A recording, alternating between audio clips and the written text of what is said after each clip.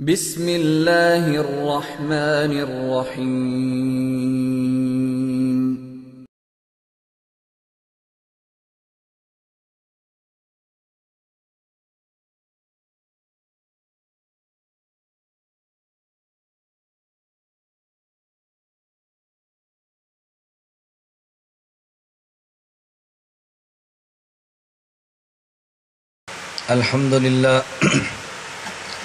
الحمد لله نحمده ونستعينه ونستغفره ونؤمن به ونتوكل عليه ونعوذ بالله من شرور أنفسنا ومن سيئات أعمالنا من يهده الله فلا مضل له ومن يضلل فلا هادي له ونشهد أن لا إله إلا الله وحده لا شريك له ونشهد أن سيدنا ومولانا محمدا عبده ورسوله أما بعد فأعوذ بالله من الشيطان الرجيم بسم الله الرحمن الرحيم قل إن كنتم تحبون الله فاتبعوني يحببكم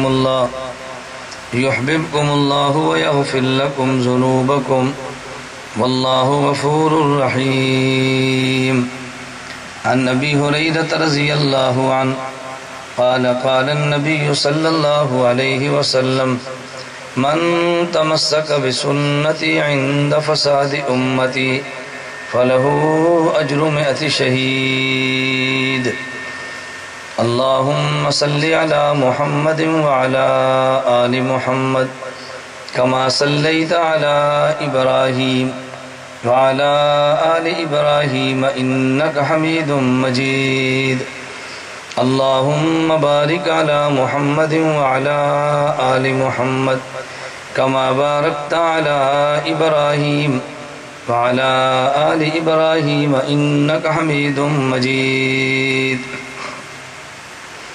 نام محمد سے دلوں کو سرور ملتا ہے، نام محمد سے دلوں کو سرور ملتا ہے، نگاہ فکر کو تازہ شعور ملتا ہے۔ نام محمد سے دلوں کو سرور ملتا ہے، نگاہ فکر کو تازہ شعور ملتا ہے۔ نصیب کیسا بھی ہو واسطہ احمد کا دے کے، نصیب کیسا بھی ہو وسیلہ محمد کا دے کے، خدا سے جو بھی مانگیں ضرور ملتا ہے۔ میرے نہایت واجب الاحترام بزرگوں، مسلک اہل سنت والجماعت سے تعلق رکھنے والے وجود نوجوان دوستوں اور بھائیوں، ہمارے آج کے جلسے کا عنوان ہے تحفظ سنت کانفرنس۔ میں نے آپ حضرات کی خدمت میں اپنے عنوان کی مناسبت سے پارہ نمبر 3 سورہ آل عمران کی آیت نمبر 31 تلاوت کی ہے، اور ذخیرہ احادیث میں سے خاتم الانبیاء صلی اللہ علیہ وسلم کا ایک ارشاد گرامی تلاوت کیا ہے۔ میں اس آیت کریمہ اور حدیث مبارک کی روشنی میں آپ حضرات کی خدمت میں سنت اور تحفظ سنت کے عنوان پہ گفتگو کروں گا۔ ہمارے اس عنوان کے 2 لفظ ہیں، نمبر 1 سنت اور نمبر 2 تحفظ سنت۔ پہلے آدمی کو یہ پتہ چلے کہ سنت کیا ہے، تو بعد میں اس کو پتہ چلے کہ سنت کا تحفظ کرنا کیسے ہے۔ پہلے آپ کسی کو بتائیں کہ تیرا استاذ کون ہے، پھر اس کو بتائیں کہ استاذ کا ادب کیا ہے۔ پہلے بتائیں کہ تیری والدہ اور والد کون ہے، اور پھر اس کو بتائیں کہ تیری ماں اور تیرے باپ کا مقام کیا ہے۔ اگر بندے کو یہ پتہ نہ ہو کہ سنت کیا ہے تو وہ سنت کا تحفظ کرے گا کیسے؟ اس لیے پہلے سنت کا معلوم ہونا ضروری ہے، اور سنت کے بعد تحفظ سنت کا طریقہ معلوم ہونا ضروری ہے۔ سنت کو بھی سمجھنے سے پہلے میں 2 لفظ اور آپ کی خدمت میں عرض کروں گا۔ پہلے وہ 2 لفظ سمجھے، پھر سنت کو سمجھے۔ نمبر 1 لفظ قرآن اور نمبر 2 لفظ حدیث۔ آپ حضرات کے علم میں ہے ہم اپنا نام اہل قرآن نہیں رکھتے، یہ بھی آپ کے علم میں ہے۔ ہم اپنا نام اہل حدیث نہیں رکھتے، یہ بھی آپ کے علم میں ہے۔ ہمارا نام اہل سنت والجماعت ہے۔ کوئی بندہ آپ سے پوچھے آپ قرآن کو مانتے ہیں تو نام اہل قرآن رکھ لیں، جب سنت کو حدیث کو مانتے ہیں تو نام اہل حدیث رکھ لیں، جب قرآن حدیث دونوں کو مانتے ہیں تو نام اہل قرآن والحدیث رکھ لیں۔ نہ ہم نام اہل قرآن رکھتے ہیں نہ ہم نام اہل حدیث رکھتے ہیں، بلکہ ہم اپنا نام رکھتے ہیں تو اہل سنت والجماعت رکھتے ہیں۔ یہ آپ کو کب سمجھ آئے گا؟ جب آپ میری گفتگو سماعت فرمائیں گے۔ میں کسی بھی شہر میں پہلی بار جاؤں تو پہلی بار میرے جانے پہ کچھ دقتیں کچھ تکلیفیں میزبان کو اٹھانا پڑتی ہیں۔ اس کی وجہ یہ ہے میری آمد پہ بہت سارے احباب کی خواہش ہوتی ہے کہ یہ مولانا ہمارے شہر تک نہ آئے۔ کیوں؟ اگر یہ آ گیا، لوگوں نے اس کی بات کو سن لیا تو ظاہر مسئلہ سمجھ آئے گا اور ہمارے لیے آئندہ مسائل پیدا ہوں گے، لہذا بہتر ہے کہ اس کے آنے کا رستہ روکو کہ نہ آئے۔ آپ میری پوری گفتگو بڑی تحمل سے سماعت فرمائیں۔ آپ اندازہ فرمائیں گے میری گفتگو میں کوئی فتویٰ بھی نہیں ہے، میری گفتگو میں سخت لہجہ بھی نہیں ہے، میری گفتگو میں مخالف فریق کا نام بھی نہیں ہے۔ ایسا معتدل آدمی آئے اس پر تو پریشان ہونے کی ضرورت ہی نہیں ہے۔ مسئلہ صرف یہ ہے کہ حضرات کے علم میں ہے کہ مسئلہ سمجھ آنا ہے اور کوشش کرو کہ یہ نہ آئے تاکہ لوگ مسئلہ نہ سمجھیں۔ امیر شریعت سید عطا اللہ شاہ بخاری، اللہ ان کی قبر پہ کروڑ رحمت نازل فرمائے، سید بھی ہو، عالم بھی ہو اور حضور کی ختم نبوت کی جنگ لڑتا ہو، اس کے اوصاف کا کیا کہنا ہے۔ امیر شریعت سید عطا اللہ شاہ بخاری انگریز کو بر صغیر سے نکالنے کی لڑائی لڑ رہے تھے۔ انگریز نہیں چاہتا تھا کہ لوگ ان کے بیانات سنیں۔ ایک جگہ تشریف لے جانے لگے تو وہاں کچھ نوجوان لڑکوں کو تیار کیا گیا کہ شاہ جی کے آج جلسے کو خراب کیا جائے۔ مقامی حضرات نے بتا دیا کہ شاہ جی آج چند لڑکے آپ کے جلسے میں آئے ہیں جو آپ کا جلسہ خراب کریں گے۔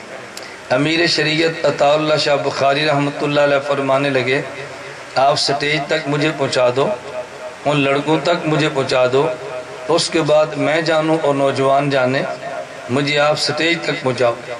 شاہ جی رحمۃ اللہ علیہ سٹیج پہ تشریف لائے تو خطبہ نہیں پڑھا، تلاوت نہیں کی، حدیث نہیں پڑھی، بلکہ مجمع سے فرمانے لگے بھئی میں نے آپ کو ایک قصہ سنانا ہے، اگر آپ کو ہو تو میں قصہ سناؤں اور اگر کو ہو تو نہ سناؤں۔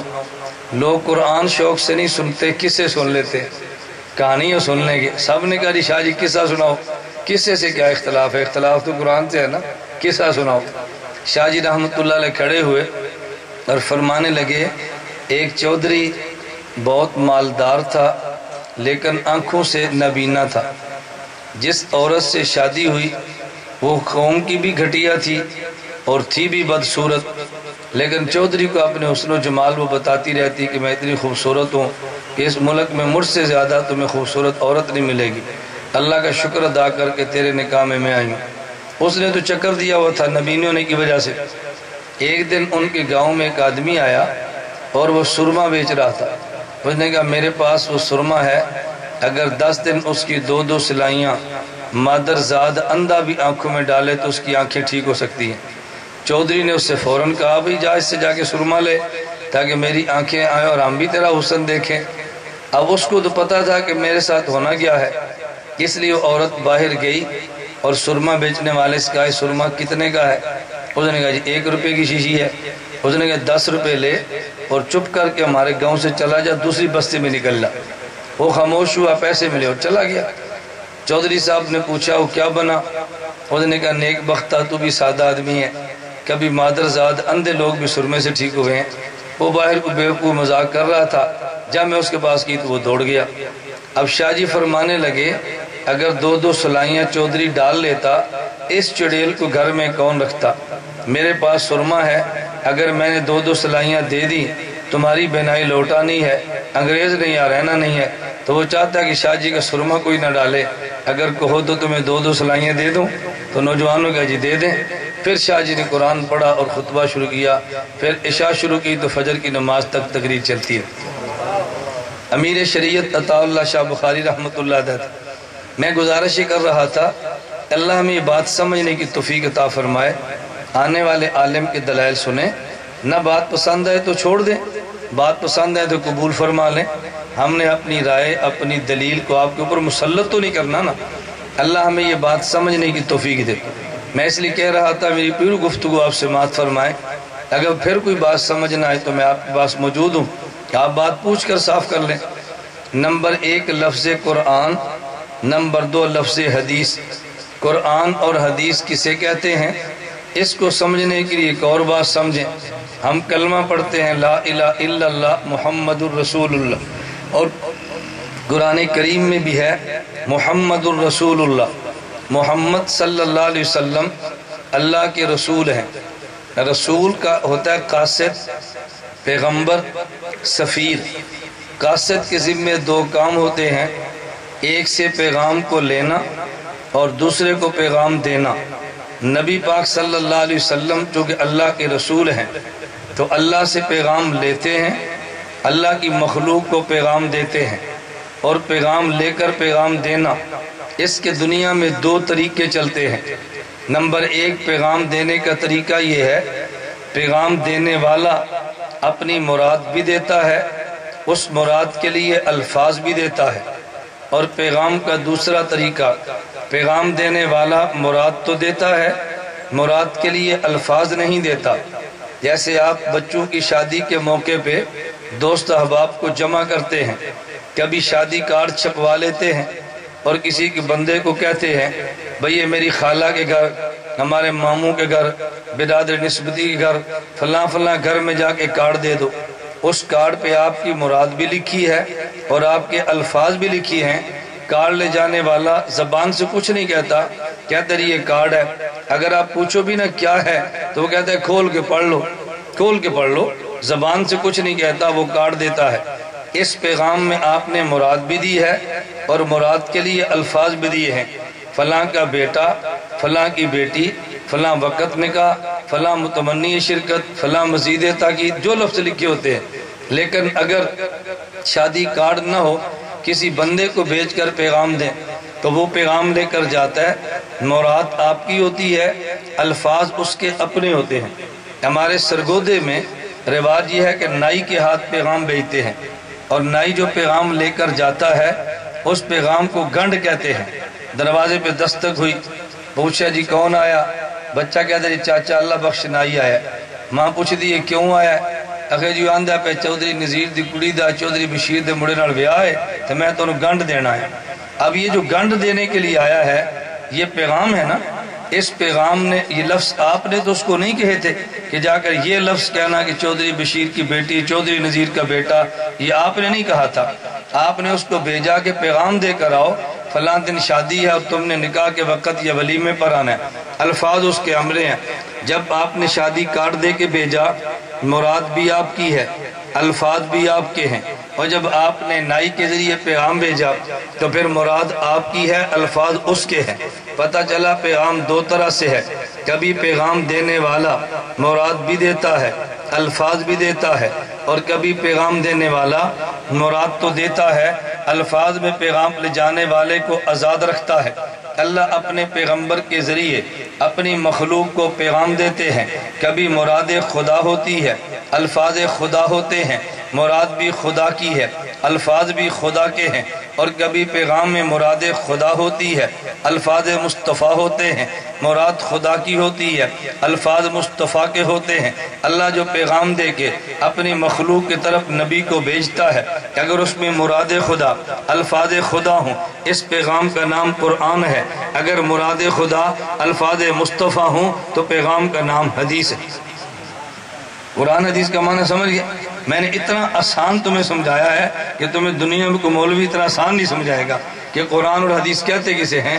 اب تمہیں پتہ چلے کہ لوگ میرے آنے پر پریشان کیوں ہوتے ہیں کہ یہ اتنی مشکل بات جٹوں اور دیہاتی آدمیوں کو سادہ لفظوں میں کیسے سمجھاتا ہے۔ میری چونکہ میں نے پڑھا شہروں میں ہے اور پیدائش ہماری دیہات کی ہے، اس لیے ہم دیہاتیوں کا مزاج بھی جانتے ہیں اور شہروں کا بھی جانتے ہیں، اور میں صرف سمجھانے کے لیے آپ کو بڑے آرام سے بات کر رہا ہوں، ورنہ میرے اللہ کا بڑا شکر ہے آپ یوٹیوب پہ یا گوگل پہ مولانا الیاس گھمن نام کی سرچ کریں، الاتحاد.org anamedia.com میری ویب سائٹ کا وزٹ کریں، آپ کو خطابت کا اندازہ ہوگا۔ میں کراچی جا کر کبھی چیلنج سے بات کہتا ہوں کہ میں اپنی رفتار پہ خطابت کروں، اردو سپیکنگ والا کراچی کا اس کا کان میری زبان کا ساتھ نہیں دیتا، اتنی رفتار سے بحمداللہ میں تقریر کر سکتا ہوں، ہماری موٹر وے والی رفتار۔ لیکن میں چونکہ سمجھانے کے لیے بات سمجھا رہا ہوں کہ آپ کے ذہن میں عنوان بیٹھ جائے۔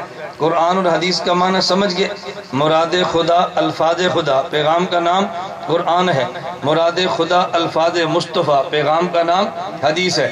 ہم قرآن بھی مانتے ہیں، حدیث بھی مانتے ہیں۔ اس کی میں 2-3 مثالیں دوں گا تاکہ آپ کو قرآن حدیث صحیح طرح سمجھ آئے، مثال کے بغیر بات سمجھ نہیں آتی۔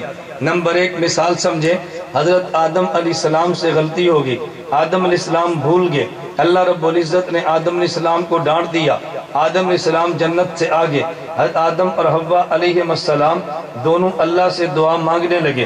ایک دعا قرآن میں ہے، ربنا ظلمنا انفسنا وَإِن لَّمْ تَغْفِرْ لَنَا وَتَرْحَمْنَا لَنَكُونَنَّ مِنَ الْخَاسِرِينَ، اے اللہ ہم سے ظلم ہوا، اگر آپ نے معاف نہ کیا ہمارا بہت نقصان ہوگا۔ اس دعا میں وسیلے کے کوئی الفاظ نہیں ہیں کہ آدم علیہ السلام نے کسی کا وسیلہ دے کر دعا مانگی ہو، وسیلے کے الفاظ نہیں ہے۔ نمبر 2 حضرت آدم علیہ السلام کی دعا حدیث مبارک میں ہے، مستدرک حاکم کتاب کا نام ہے، آدم علیہ السلام نے اللہ سے دعا مانگی، اللہم انی اسألک بحق محمد ان تغفر لی، اے اللہ میں تجھ سے حضرت محمد صلی اللہ علیہ وسلم کا وسیلہ دے کر دعا مانگتا ہوں کہ مجھے معاف کر دے۔ اللہ رب العزت نے پوچھا کیف عرفت محمدا ولم اخلقہ، ابھی تک میں نے حضرت آدم کو، حضرت محمد صلی اللہ علیہ وسلم کو پیدا نہیں کیا، آدم آپ نے کیسے پہچانا ہے؟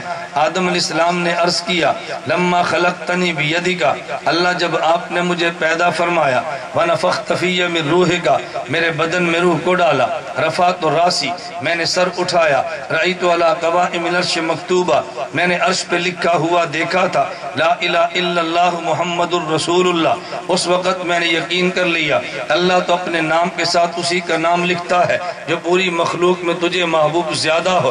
اللہ فرماتے ہیں صدقت یا آدم، آدم تو نے بالکل سچ کہا ہے، انہ لحب الخلق الیہ، میرا محمد مجھے پوری کائنات میں زیادہ محبوب ہے، سألتنی بحقیقت غفرت لک، تو نے میرے محمد کا وسیلہ دے کر مجھ سے دعا مانگی ہے اور میں نے تجھے معاف کر دیا۔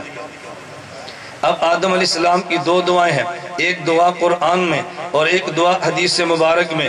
ہم قرآن بھی مانتے ہیں، حدیث بھی مانتے ہیں، بغیر وسیلے کے دعا بھی مانتے ہیں اور وسیلے والی دعا بھی مانتے ہیں۔ مولوی آپ کو دھوکہ دے گا اور یہ آدم علیہ السلام نے وسیلہ نہیں دیا کیونکہ قرآن میں نہیں ہے، اس مولوی سے پوچھو حدیث کا تو انکار کرتا ہے۔ اگر قرآن میں وسیلے والی دعا نہیں ہے تو حدیث مبارک میں وسیلے والی دعا موجود ہے۔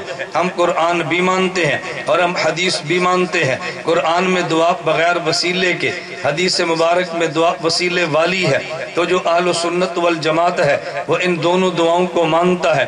نمبر 2 مثال قرآن کریم سے میں دینے لگا ہوں، حضرت عیسیٰ علیہ السلام کے پیچھے یہود لگے، ان کو گرفتار کر کے قتل کرنے کے لیے حق جل مجدہ نے عیسیٰ علیہ السلام کو محفوظ یوں رکھا، ان کو زندہ آسمان پر اٹھا لیا۔ توجہ میری طرف رکھیں، زندہ آسمان پر خسر مسر اب چھوڑ دیں، اب آپ میری بات سمجھیں۔ بہت سارے احباب کی عادت آئیں گے اور خسر کرتے رہیں گے تاکہ لوگ اس کی بات کو سمجھیں اور توجہ نہ دیں۔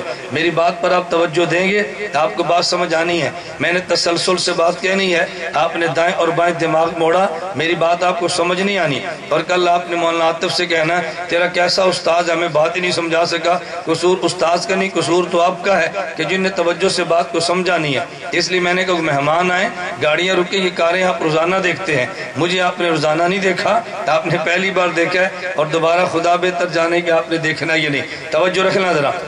نمبر 2 مثال، حضرت عیسیٰ علیہ السلام کو خدا نے زندہ آسمان پر اٹھا لیا، یہ قرآن کریم میں ہے، بل رفعہ اللہ۔ نمبر 2، عیسیٰ علیہ السلام قیامت سے پہلے آسمان سے زمین پہ نازل ہوں گے، یہ قرآن میں نہیں ہے، یہ حدیث مبارک میں ہے۔ ہم نے عیسیٰ علیہ السلام کا زندہ آسمان پر جانا مانا یہ قرآن میں ہے، آسمان سے زندہ آنا مانا یہ حدیث میں ہے۔ ہم قرآن بھی مانتے ہیں اور حدیث بھی مانتے ہیں۔ مثال نمبر 3 سنیے، نبی پاک صلی اللہ علیہ وسلم گھر میں ہے، قرآن کریم کی آیت اتری ہے، یرید اللہ، قرآن کریم میں ہے، اللہ رب العزت نے آیت اتاری، اے میرے پیغمبر میں خدا یہ چاہتا ہوں، اللہ یہ چاہتا ہے۔ اللہ رب العزت نے فرمایا اہل البیت یطہرکم، اللہ فرماتے ہیں قرآن کریم میں ہے، انما یرید اللہ لیذھب عنکم الرجس اہل البیت ویطہرکم تطہیرا، اللہ یہ چاہتا ہے میں پیغمبر تیرے اہل بیت کو صاف رکھوں، نجاست ان کے قریب بھی نہ آنے دوں۔ حضور گھر میں تھے، آیات پچھلی گواہ ہیں، اہل بیت سے مراد پیغمبر کی بیویاں ہیں، قرآن نے پیغمبر کی بیویوں کا اہل بیت کہا۔ حدیث مبارک میں ہے، نبی پاک صلی اللہ علیہ وسلم تشریف فرماتے، حضرت علی المرتضی آئے، حضور نے چادر کے نیچے لیا، حضرت زہرا آئی، نبی نے چادر کے نیچے لیا، حسن و حسین آئے، حضور نے چادر کے نیچے لیا، ان پانچوں کو نبی پاک صلی اللہ علیہ وسلم نے فجل لہم بکسائہ، اپنی چادر کے نیچے لے کے اللہ سے عرض کیا، اللہم ہؤلاء اہل بیتی، اللہ یہ میرے اہل بیت ہیں، فذب عنہم الرجس وطہرہم تطہیرا، اللہ ان کو بھی پاک رکھنا۔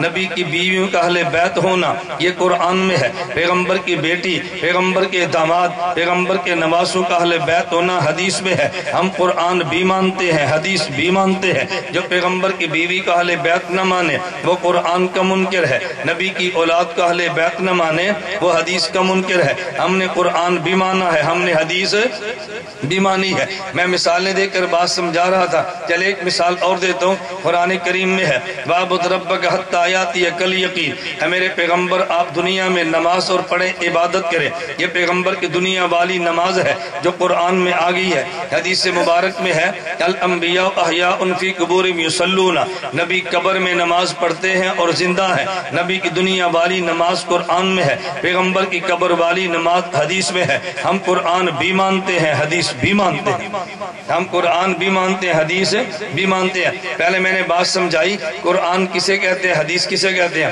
بات سمجھ آگئی؟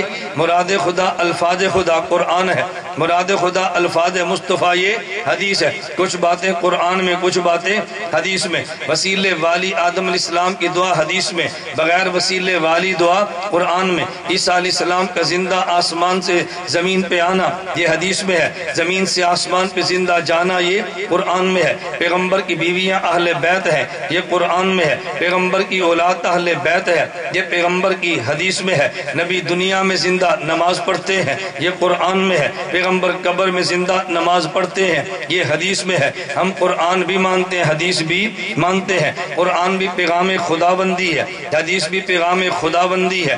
اگر قرآن نہ مانے تو بھی بے ایمان ہے، اگر حدیث نہ مانے تو بھی بے ایمان ہے۔ قرآن کا ماننا بھی ایمان، حدیث کا ماننا بھی ایمان۔ اگلی بات سمجھے، پھر میں نے بات سنت پہ کرنی ہے، ذرا قرآن حدیث اچھی طرح سمجھ لیں۔ قرآن کریم میں یوں ہوگا کہ ابھی ایک مسئلہ ہوگا، اس مسئلے پہ 3 آیتیں نازل ہوگی، ایک آیت پہلے، ایک بعد میں اور ایک اس کے بعد، 3 آیتیں۔ آپ ادھر آ جائیں، آپ ادھر آ جائیں، یہ موبائل بھی ان کو دے دیں، یہ بھی میں ہی ٹھیک کر لینا۔ ایک مسئلے پہ توجہ رکھنا، ایک مسئلے پر آیتیں 3 قسم کی ہوں گی۔ آپ کہیں گے جی وہ کیسے؟ آپ حضرات کے علم میں ہے کہ جو شریعت میں شراب حرام ہوئی ہے یہ پہلے دن حرام نہیں ہوئی، بلکہ 3 تدریجاً مرحلہ وار آہستہ آہستہ خدا نے شراب کے حرام ہونے کو حکم دیا۔ پہلے آیت یہ اتری، یسألونک عن الخمر والمیسر قل فیہما اسم کبیر ومنافع للناس، میرے پیغمبر آپ سے شراب کے بارے میں پوچھتے ہیں، آپ فرمائیں شراب میں نفع بھی ہے، شراب میں نقصان بھی ہے، لیکن نقصان زیادہ ہے۔ اب دیکھو شراب کو حرام نہیں کہا نا، یہ فرمایا شراب میں نفع بھی ہے، شراب میں نقصان بھی ہے، نفع کم ہے نقصان زیادہ ہے۔ پھر آیت دوبارہ ایک اور آیت اتری، یا ایھا الذین آمنوا لا تقربوا الصلاۃ وانتم سکارى، اے ایمان والو اگر شراب پیا ہو، نشہ چڑھا ہو تو نماز نہ پڑھنا، جب نشہ اتر جائے تو نماز پڑھنا۔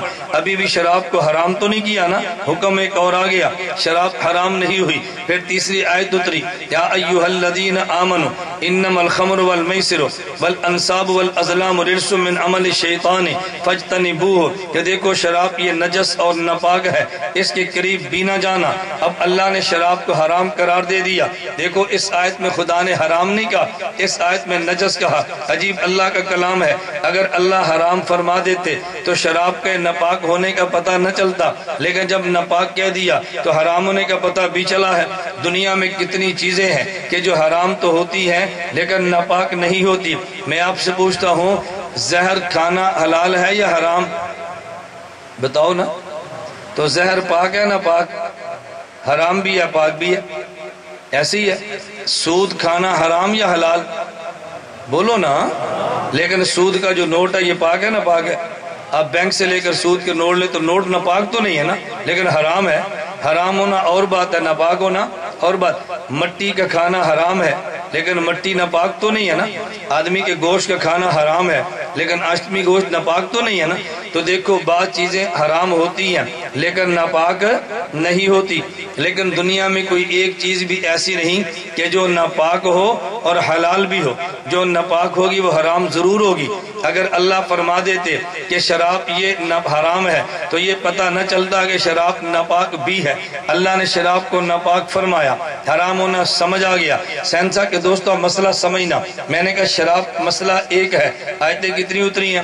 3 اترے۔ پہلے آیت فرمائی شراب میں نقصان بھی ہے اور نفع بھی ہے لیکن نقصان زیادہ ہے۔ پھر آیت اتری جب شراب پیا ہو اور نشہ ہو تو نماز نہ پڑھنا، نشہ اتر جائے تو پڑھنا، حرام پھر بھی نہیں کہا۔ پھر تیسری آیت اتری کہ شراب حرام ہے، اس کے قریب بھی نہ جانا۔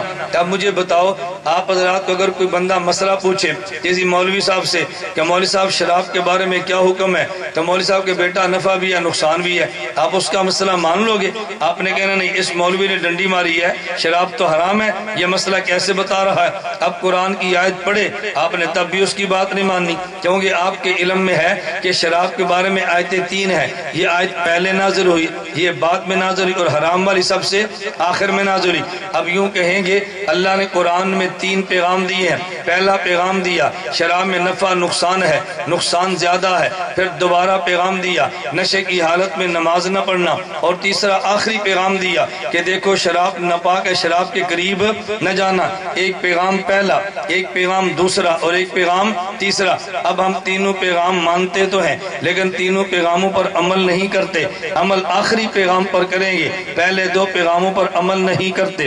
آپ اس کی دوسری مثال قرآن کریم سے سنیں۔ اگر خامد فوت ہو جائے، عورت کی عدت کتنی ہے؟ پہلے قرآن کی آیت اتری والذین یتوفون منکم ویذرون ازواجا وصیۃ لازواجہم متاعا الی الحول غیر اخراج۔ خامد فوت ہو جائے، عورت کی عدت 1 سال ہے۔ پھر دوبارہ آیت نازل ہوئی والذین یتوفون منکم ویذرون ازواجا یتربصن بانفسہن 4 اشہر و10۔ خامد فوت ہو جائے، عورت کی عدت 1 سال ہے، تو پہلے 4 ماہ اور 10 دن ہے۔ پہلے آیت اتری 1 سال والی اور بعد میں آیت اتری 4 ماہ اور 10 دن والی۔ اب بتاؤ کسی بندے سے مسئلہ پوچھو بھئی فلاں خامد فوت ہو گیا، عورت کی عدت کتنی ہے؟ کوئی بھی 1 سال نہیں بتاتا، ہر ایک کہے گا 4 مہینے اور 10 دن، جبکہ قرآن میں آیتیں دونوں ہیں۔ 1 سال والی آیت پہلے کی ہے اور 4 ماہ 10 دن والی آیت بعد کی ہے۔ ہم نے دونوں آیتیں پڑھنی تو ہیں لیکن دونوں آیتوں پر عمل نہیں کرنا۔ میں یوں کہوں گا کہ قرآن میں کبھی اللہ 2 پیغام دیتے ہیں، کبھی اللہ 3 پیغام دیتے ہیں، لیکن عمل آخری پیغام پہ کرتے ہیں، عمل پہلے دونوں پیغاموں پہ نہیں کرتے۔ پہلے 2 پیغام پڑھے تو جاتے ہیں لیکن پہلے 2 پیغاموں پر عمل ہوتا نہیں، چونکہ وہ پیغام پہلے دور کے ہیں اور یہ پیغام بعد والے دور کے ہیں۔ میں ذرا حدیث سے مثال دوں گا تاکہ آپ کو بات اچھی طرح سمجھ آئے۔ نبی کریم صلی اللہ علیہ وسلم مکہ مکرمہ سے مدینہ منورہ آئے، حکم یہ ملا آپ نماز پڑھو اور منہ بیت المقدس کی طرف کرو۔ حضور نے 16 یا 17 ماہ نماز مدینہ منورہ میں پڑھی ہے تو منہ بیت المقدس کی طرف کیا، اپنی مرضی سے یا اللہ کے حکم سے؟ بولو، اس کا مطلب اللہ کا پیغام تھا نا۔ کہ آپ نماز ادھر پڑھیں، حضور بھی پڑھتے رہے، صحابہ کرام رضی اللہ عنہم اجمعین بھی یوں ہی پڑھتے رہے۔ پھر آیت اتر گئی کہ نہیں میرے پیغمبر اب آپ نے منہ بیت المقدس کی طرف نہیں کرنا بلکہ منہ کعبہ کی طرف کرنا ہے۔ اب یہ پیغام دوسرا آ گیا۔ پہلے پیغام یہ تھا کہ نماز پڑھیں اور منہ بیت المقدس کی طرف، اور دوسرا پیغام یہ ہے کہ نماز پڑھیں تو منہ کعبہ کی طرف۔ پہلا بھی پیغام خدا بندی ہے اور دوسرا بھی پیغام خدا بندی ہے، لیکن عمل دونوں پہ نہیں کرتے، مانتے دونوں کو ہیں، تلاوت دونوں کی ہے، عمل آخر والے پہ کرتے ہیں۔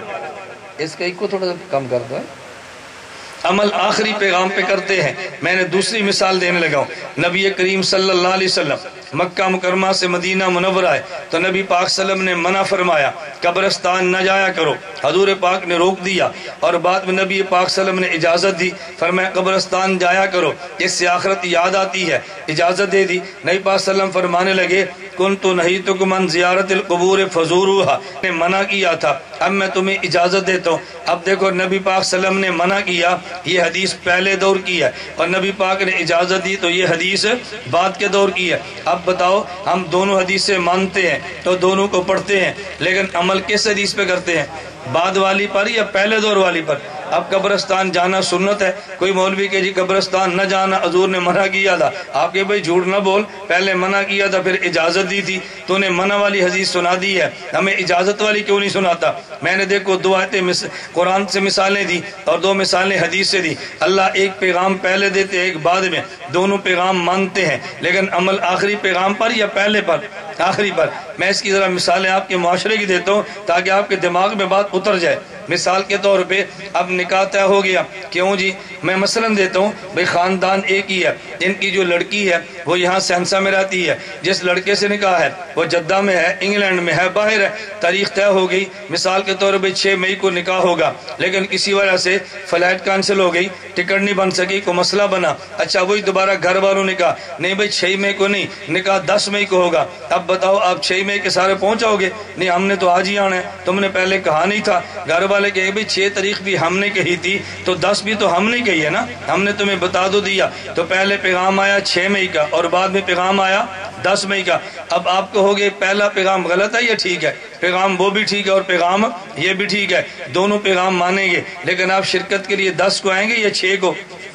10 کو، کیونکہ پیغام جو بات والا ہے، یہ بات میں سمجھانے کے لیے کہہ رہا ہوں۔ آپ کے ظہر کی نماز ہوتی ہے 1:30 بجے، اب جو موسم بدلا گرمی کا تو نماز 1:30 کی بجائے 2 بجے، پھر نماز 2:30 بجے۔ اب ایک بندہ آیا پچھلے مہینے تو نماز ہوتی تھی 1 بجے، وہی بندہ آیا اس مہینے تو نماز ہو رہی ہے 1:30 بجے، وہ مسجد میں آ کے لڑنا شروع کرے نہیں میں تو 1 بجے پڑھنی ہے۔ لوگ کہیں گے بھئی کیوں؟ میں پچھلے مہینے آیا، آپ نے خود اعلان کیا تھا 1 بجے، آپ کہیں گے بھئی ہم نے انتظامیہ نے اعلان 1 کا کیا تو 1:30 کا اعلان بھی تو ہم ہی نے کیا ہے نا۔ اس نے کہا نہیں، اب وہ ضد کرے گا، تم سب اس کو بیوقوف کہو گے بھئی پہلے اعلان بھی ہم نے کیا، پیغام دیا کہ نماز 1 بجے، اب بھی پیغام ہم نے دیا کہ نماز 1:30 بجے ہے۔ اب اگر ایک پیغام پہلے والا ایک پیغام بعد والا، پیغام تو دونوں میں سے کوئی غلط نہیں ہوتا، لیکن عمل آخری پیغام پہ کرتے ہیں۔ اب ذرا بات سمجھنا، میں نے 2 مثالیں قرآن سے دی ہیں، 2 مثالیں حدیث سے دی ہیں، 2 مثالیں اپنے معاشرے دی ہیں۔ اب ذرا سمجھنا سنت کسے کہتے ہیں؟ قرآن تو سارے پیغامات کا نام ہے، پہلے دور والا، دوسرے دور والا، تیسرے دور والا۔ حدیث تو سارے پیغامات کا نام ہے، پہلے دور والی، دوسرے دور والی، لیکن سنت سارے پیغامات کو نہیں کہتے۔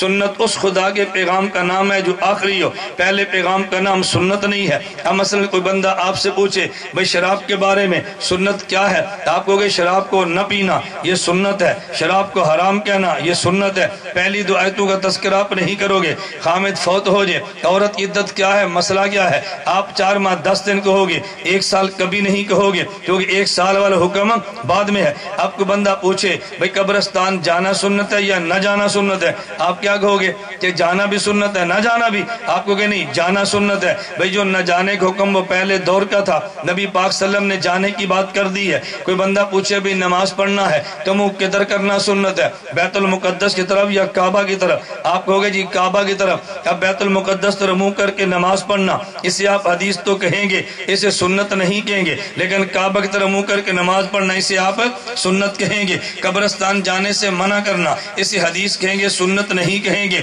لیکن قبرستان جانا اسے آپ سنت کہیں گے، تو حدیث اور قرآن سارے پیغام کا نام ہے اور سنت آخری پیغام کا نام ہے۔ ہم قرآن مانتے ہیں، خود کو اہل قرآن نہیں کہتے، ہم حدیث کو مانتے ہیں، خود کو اہل حدیث نہیں کہتے، خود کو اہل سنت کہتے ہیں۔ کیوں؟ اس لیے کہ قرآن میں تو سارے پیغامات تھے، حدیث میں تو سارے پیغامات تھے، اور سنت چونکہ آخری پیغام کا نام تھا، اس لیے ہم نے اپنا نام اہل سنت رکھا ہے۔ کوئی سنت قرآن سے ثابت ہوگی، کوئی سنت حدیث سے ثابت ہوگی، مانتے سارے قرآن کو ہے، مانتے ساری حدیثوں کو ہے، لیکن عمل آخری آیتوں پہ، آخری حدیثوں پہ، عمل آخری آیتوں پہ، آخری حدیثوں پہ۔ یہ نقطہ تو سمجھ آ گیا نا؟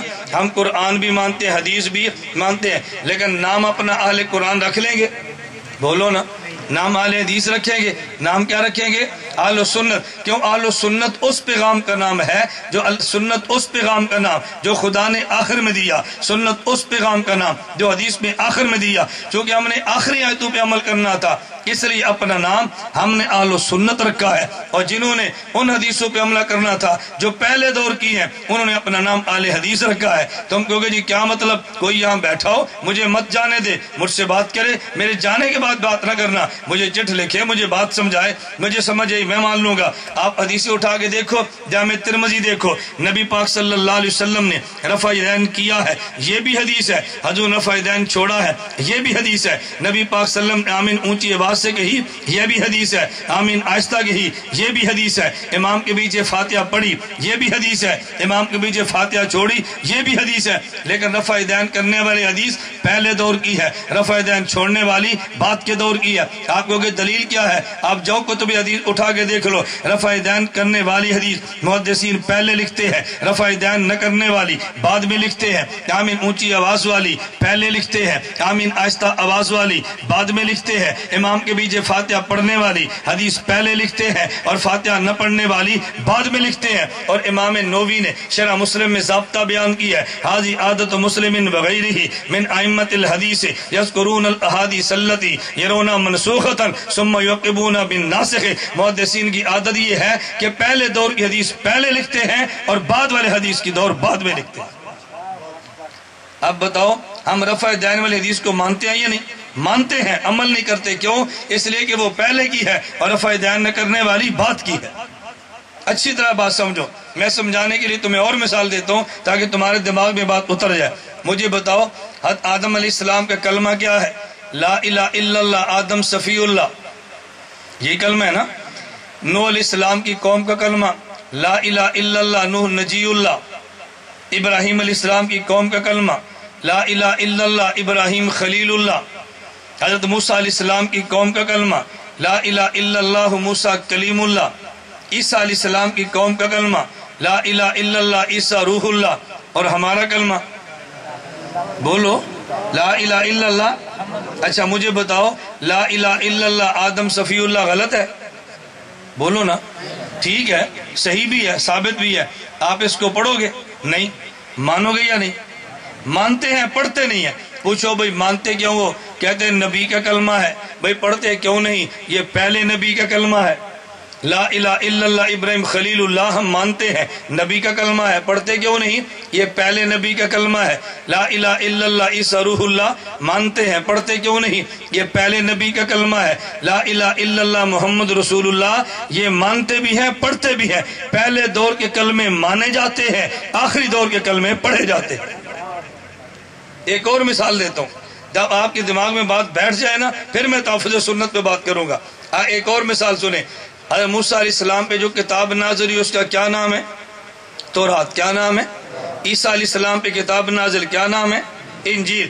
حضرت داؤد علیہ السلام پہ کتاب نازل ہوئی کیا نام ہے؟ زبور۔ ابراہیم علیہ السلام پہ صحیفے۔ بتائیں تورات کو مانتے ہیں یا نہیں؟ بولو نا۔ انجیل کو، زبور کو، اگر نہ مانے تو کافر یا مسلمان؟ اچھا تورات پڑھتے بھی ہیں؟ نہیں۔ مانتے ہیں، پڑھتے نہیں۔ پوچھو جی کیوں مانتے ہیں؟ کہتے ہیں نبی کی کتاب ہے۔ پڑھتے کیوں نہیں؟ یہ پہلی کتاب ہے۔ معلوم ہو کہ پہلی کتابوں کو مانا جاتا ہے، آخری کتاب کو پڑھا جاتا ہے۔ پہلے دور کی حدیثوں کو مانا جاتا ہے، آخری دور کی حدیثوں پہ عمل کیا جاتا ہے۔ اس لیے ہم خود کو اہل سنت کہتے ہیں کہ آخری دور کی حدیثوں پہ عمل کرتے ہیں۔ اچھا ایک لفظ اور دیکھیں، اہل سنت والجماعت۔ ہمارا نام صرف اہل سنت نہیں ہے بلکہ اہل سنت والجماعت۔ وال جماعت کا مطلب کیا ہے؟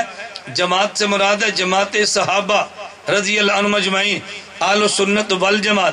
ہم نے والجماعت نام کیوں رکھا ہے؟ یہ بتانے کے لیے کہ کون سی حدیث بعد کے دور کی ہے یہ کون بتائے گا، کون سی آیت بعد کے دور کی ہے یہ کون بتائے گا؟ یہ پیغمبر کے صحابہ بتائیں گے۔ اگر سنت پہ عمل کرنا ہے، میں سنت کہہ دوں تو نہیں بنتی، آپ سنت کہہ دے تو نہیں بنتی۔ سنت وہی بنے گی جس کو پیغمبر کے صحابہ بتائیں گے۔ اگر صحابی سنت نہ کہے سنت نہیں بنتی۔ دنیا بھر کے مولوی میں کہہ دوں، کوئی اور مسلک والا کہہ دے، سنت نہیں بنے گی۔ سنت تب بنے گی جب پیغمبر کا صحابی کہے۔ اب اہل سنت والجماعت کا معنی یہ ہے ہم مانتے سنت کو ہے، عمل سنت پہ کرتے ہیں، لیکن کسی چیز کو سنت اپنی مرضی سے نہیں کہتے۔ سنت اسے کہتے ہیں جو پیغمبر کی جماعت صحابہ بتائے، ہم اسے سنت کہتے ہیں جس کو نبی کی جماعت بتائے۔ حضور پاک صلی اللہ علیہ وسلم کی جماعت سنت نہ کہے، ہم اس کو سنت کہنے کے لیے تیار بالکل نہیں ہیں۔ یہ بات اچھی طرح سمجھو۔ اور یہ نام اہل سنت والجماعت اللہ کے نبی نے ہمیں خود دیا ہے،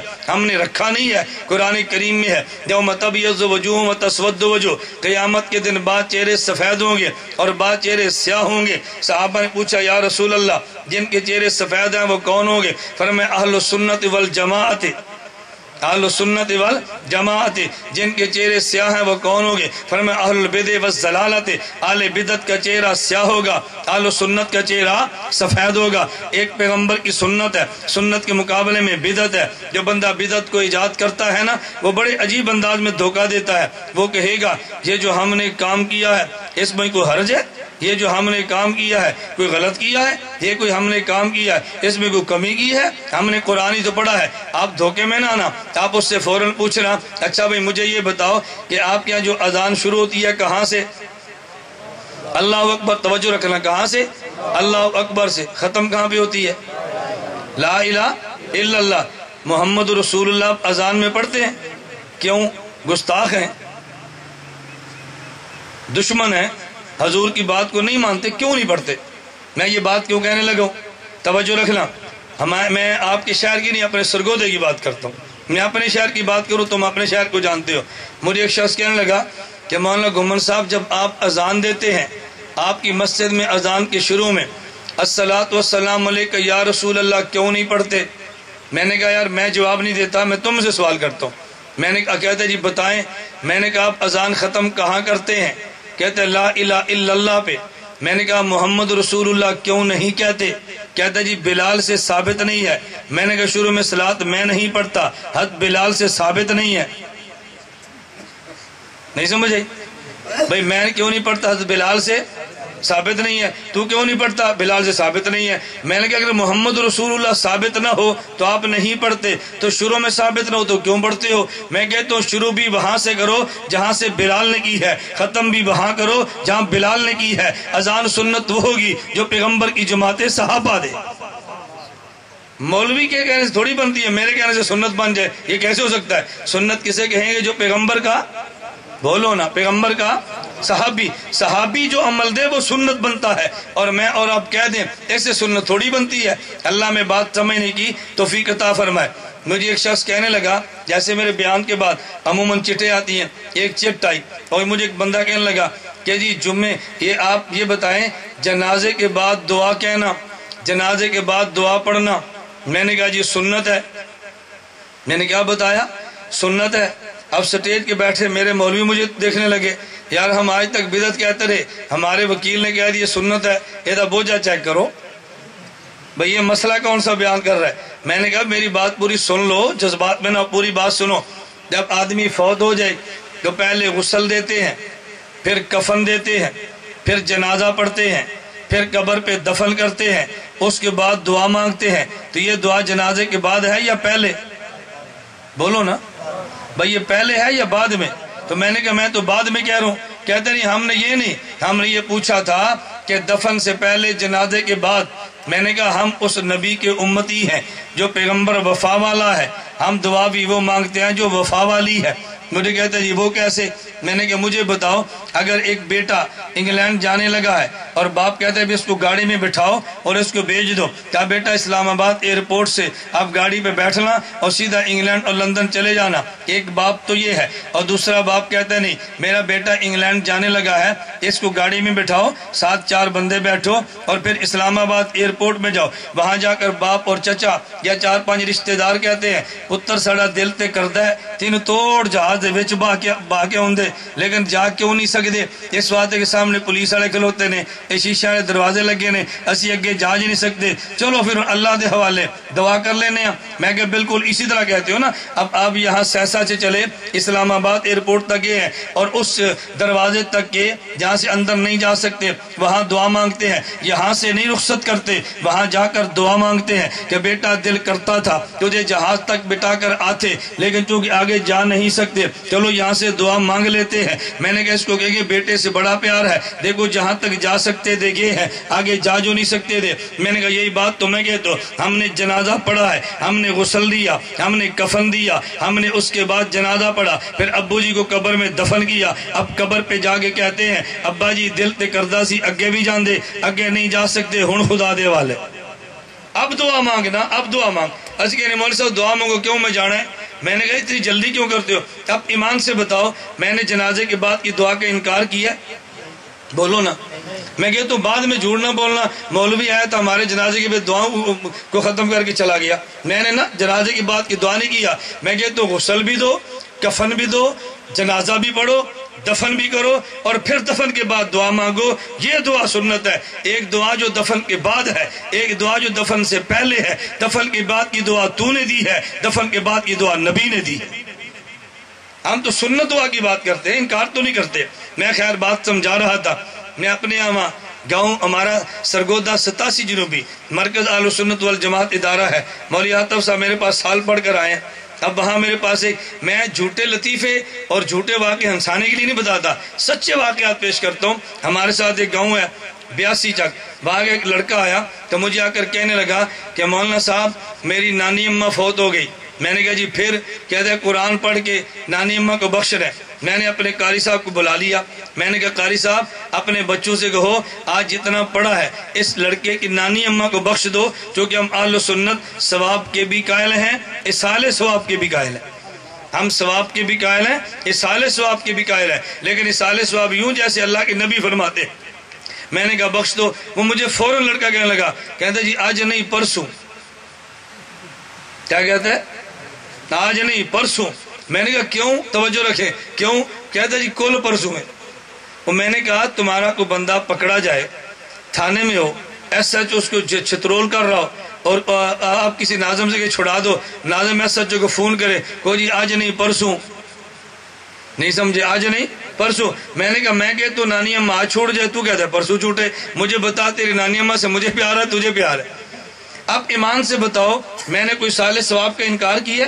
میں انکار نہیں کر رہا، میں کہتا ہوں یہ پرسوں مرسوں چھوڑو، جب فوت ہے فوراً پڑھو اور بخشو، جو اللہ توفیق عطا فرمائے صدقہ کرو، جو اللہ توفیق عطا فرمائے بخشو، منع تو نہیں کرتے۔ لیکن ہمارے ہاں جب تک دیگ میں چمچہ نہ کھڑکے، جب تک پورے محلے کو پتہ نہ چلے چودھری 10 دیگاں پکائی ہیں، اس وقت تک ہمارا صالح ثواب ہوتا ہی نہیں ہے۔ میرے پیغمبر کا طریقہ یہ نہیں ہے۔ میں بتا یہ رہا تھا ہم اہل سنت والجماعت ہیں، سنت اپنے نبی کی ہے، لیتے پیغمبر کی جماعت صحابہ سے ہیں، توجہ رکھیں، لیتے نبی کی جماعت صحابہ سے ہیں رضی اللہ عنہ۔ کبھی بعض لوگ کہہ دیتے ہیں اور جس میں حرج کیا ہے، ہم نے غلط کام تو نہیں کیا۔ میں آپ سے مثال دے کر ایمان سے پوچھتا ہوں، میری تم نہ رعایت نہ کرنا، مجھے صحیح مسئلہ بتانا، فجر کی جو نماز فرض ہے اس کی رکعتیں کتنی ہیں؟ 2 رکعتیں۔ آپ کا امام نماز پڑھاتا ہے، آپ امام کو تنخواہ دیتے ہیں 4000 5000 6000 بھی 25000، امام نے کوئی تنخواہ نہیں دینا کبھی بھی۔ کہتے ہیں کہ بادشاہ تھا، اس نے کہا بھائی میرے ہاتھی کو جو رلائے گا نا اس کو میں انعام دوں گا۔ اب ہاتھی کو کون رلائے؟ لوگوں نے بڑی کوشش کی مگر ہاتھی رویا نہیں۔ ایک مراسی آیا، مراسی سمجھتے ہو تسی مراسی آخدے ہو نا، ایک مراسی آیا، انہیں ہاتھی دے کان نے کو گل کی تھی، چلا گیا، ہاتھی رون لگ پایا۔ بادشاہ نے پوچھا تو نے میرے ہاتھی کے کان میں کون سی؟ پہلے اس نے مراسی کو انعام دے دیا، پھر مراسی سے پوچھا کہ تو نے میرے ہاتھی کے کان میں کون سی بات کی ہے؟ ہاتھی رو پڑا ہے۔ مراسی کہنے لگا میں نے مولوی دی تنخواہ دسی ہے۔ میں نے اس کو تنخواہ بتائی ہے، عید پر آپ کو چھٹی ہے، مولوی کو چھٹی نہیں ہے، جمعے پر آپ کو چھٹی ہے، مولوی کی چھٹی نہیں ہے، اتوار کو آپ کی چھٹی ہے، مولوی کی چھٹی نہیں ہے، لیکن کرے گے کیا؟ ہمارے یہاں نکاح ہوتا ہے، نکاح پر برات پہ 100 گاڑیاں ہیں، اس پہ 10 لاکھ لگا دیا، کھانے پہ 5 لاکھ لگا دیا، جہیز پہ 20 لاکھ لگا دیا، اور جب رجسٹر پہ لکھت پڑھت کرتے ہیں نا، پھر پوچھتے ہیں ہاں بھائی مولوی صاحب کتنے ہیں؟ تسی دسو، نہیں آپ کا کیا خیال ہے؟ 5.5 سے 200 دے دینے، تسی پھر جنہیں آپ کو چلو 300 کر لینے ہیں۔ میں نے کہا یار تم کیسے چودھری ہو، 20 لاکھ کا جہیز دی دیا، 10 لاکھ کی روٹی کھا لی ہے، اور مولوی کی واری ہے 5.5 سے 300 دے دینے۔ میں آپ کو یہ نہیں کہتا، آپ کہیں شاید کہ مولوی صاحب مانگنا چاہتے ہیں، یہ مجھے جانتے ہیں، اللہ کا شکر ہے میں تو اپنے گاؤں کا نمبردار ہوں، میری تو اپنی زمین ہے، میں نے تو سڑک کے 2 ایکڑ کروڑوں روپے کے جو ہیں وہ مدرسے کو دیے ہیں، اور پیچھے اپنی رہائش بنائی ہے، مجھے رتی برابر پیسے کی کمی نہیں ہے کہ آپ کے ذہن پتہ نہیں کوئی ترغیب دے رہا ہوگا۔ میں تو کوئی تنخواہ نہیں لیتا، بغیر تنخواہ کے جمعہ، بغیر تنخواہ کے مصلی، اور بغیر تنخواہ کے بحمد اللہ تعالی ہمارا کام چلتا ہے، خدا نے بہت دی ہے۔ میں ویسے آپ کو سمجھا رہا ہوں، جو بات میں سمجھانے لگا تھا کہ فجر کے فرض کتنے ہیں؟ 2، مولوی کی تنخواہ کتنی ہے؟ 5,000، 10,000، دیتا کوئی نہیں، چلو 5-10 کہہ لو۔ اب بتاؤ اگر کل فجر کو آپ کے امام صاحب 3 رکعت پڑھا دیں، اس کی تنخواہ 2,000 بڑھا دو گے نا؟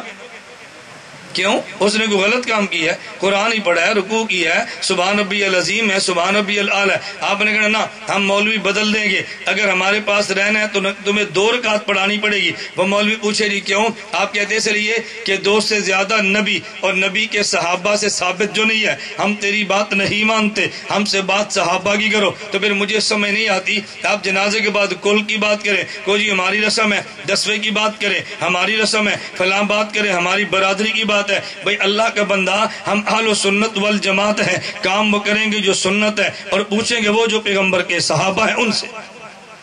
اب میری بات سمجھ آ گئی ہے؟ تو میں نے پہلے قرآن کا معنی، پھر حدیث کا معنی، پھر سنت کا معنی۔ آخری بات میں آپ کی خدمت میں عرض کرتا ہوں، یہ کیا سنت؟ میں نے بتایا آخری پیغام کا نام سنت، خواہ وہ قرآن میں ہو خواہ وہ حدیث میں ہو، لیکن اس سنت کا تحفظ کیسے کرنا ہے؟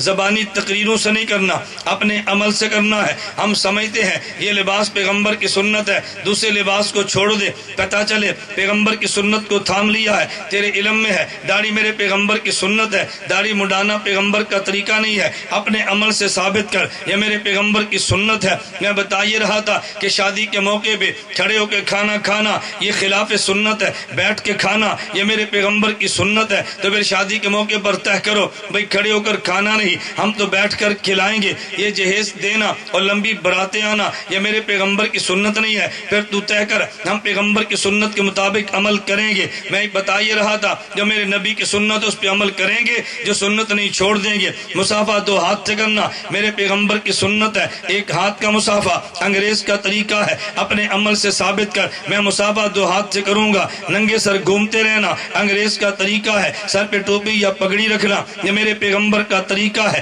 رمضان میں 8 رکعت تراویح پڑھنا یہ میرے پیغمبر کی سنت نہیں ہے، 20 رکعت تراویح میرے پیغمبر کی سنت ہے۔ تو یہ طے کر پیغمبر کی سنت پہ عمل کروں گا۔ میں بتا یہ رہا تھا اچھی طرح سورج غروب ہو جائے افطاری کرنا پیغمبر کی سنت ہے، ابھی 2 منٹ رہتے ہو اور روزے کو توڑ دینا یہ میرے پیغمبر کی سنت نہیں ہے۔ پھر کہہ دے سنت پہ عمل کریں گے، خدا نخواستہ کسی نے 3 طلاق دے دی تو 3 طلاق کے بعد اس خامد کے نکاح میں بیوی نہیں آتی، اس کے بغیر رکھنا خدا کی قسم حرامہ اور میرے پیغمبر کی سنت کے خلاف ہے۔ تو طے کہہ دے پیغمبر کی سنت پہ عمل کریں گے۔ میں بتا یہ رہا تھا زبانی دعوے کرنے سے کچھ نہیں ہوتا، عمل سے زندگی بنتی ہے، جنت بھی جہنم بھی۔ اپنے عمل سے ثابت کرو ہم نبی کو بھی مانتے ہیں اور نبی کے صحابہ کو بھی مانتے ہیں۔ اللہ مجھے اور آپ سب کو سنت اور پیغمبر کے صحابہ سے پوچھ کے سنت پر عمل کرنے کی توفیق عطا فرمائے۔ نبی پاک صلی اللہ علیہ وسلم نے فرمایا پہلی امت میں 72 فرقے تھے، میری امت میں 73 فرقے، ان میں سارے جہنم میں جائیں گے اور 1 فرقہ جنت میں جائے گا۔ صحابہ نے پوچھا یا رسول اللہ جنت میں جانے والا کون ہوگا؟ فرمایا ما انا لی و اصحابی، جو میری سنت پہ عمل میرے صحابہ سے پوچھ کے کرے گا، میری سنت پہ عمل میرے صحابہ سے پوچھ کے کرے گا۔ ہم بھی یہ طے کر لیں ہم سنت پہ عمل کریں گے اور صحابہ سے پوچھ کے کریں گے۔ بتاؤ یہ کوئی اختلافی تقریر ہے؟ یہ کوئی اختلافی مضمون ہے؟ نبی بھی حجت ہے، نبی کے صحابہ بھی حجت ہے۔ پیغمبر کو حجت نہ مانے تب بھی بے ایمان ہوتا ہے، صحابہ کو حجت نہ مانے تب بھی بے ایمان ہوتا ہے۔ اللہ مجھ آپ سب کو نبی پاک صلی اللہ علیہ وسلم اور پیغمبر کے صحابہ کو ماننے کی توفیق عطا فرمائے۔ اہل سنت والجماعت ہیں، اللہ میں اہل سنت والجماعت کے مسلک پر عمل کرنے کی توفیق توفیق عطا فرمائے۔ وآخر دعوانا ان الحمدللہ رب العالمین۔